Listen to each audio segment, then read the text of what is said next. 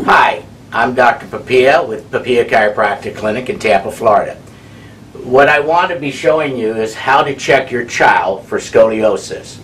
First thing you want to do is have your child stand up and turn so you can look at their back.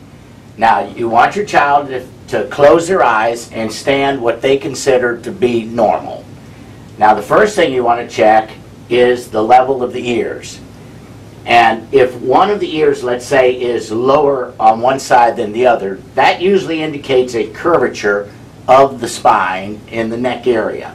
Another thing you want to look for is whether or not you can see the head turned a little bit when they're standing what they consider straight, in which you can see, let's say, from the back, one cheek more than the other. That also will indicate the curvature and that there is twisting in the neck area. Now, the next thing you want to check for the mid-back, whether there's a curvature here, is you want to check the level of the shoulders. Now, if one shoulder is higher than the other, that usually indicates a curvature in the mid-back. But there's also a couple of other things you want to check. You want to look at the shoulder blades. And take your finger and just kind of put it on the tips of the bottom of the shoulder blade. And if one's lower than the other, that also indicates a curvature or scoliosis in the mid-back. Now, one other thing, you want to look and see if one of those shoulder blades is sticking back further than the other. That also is an indication of a scoliosis, a curvature, but also that the ribs are twisted back on that side.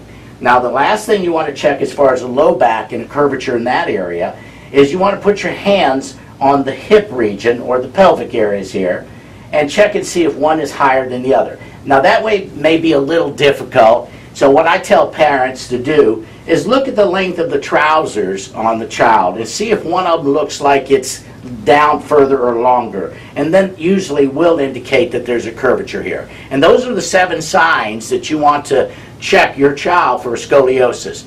And if you have any questions to the possibility that your child does have a scoliosis, please bring the child in, let me check, and I'll be able to confirm that. Again, my name is Dr. Joe Papia with Papia Chiropractic Clinic, Tampa, Florida.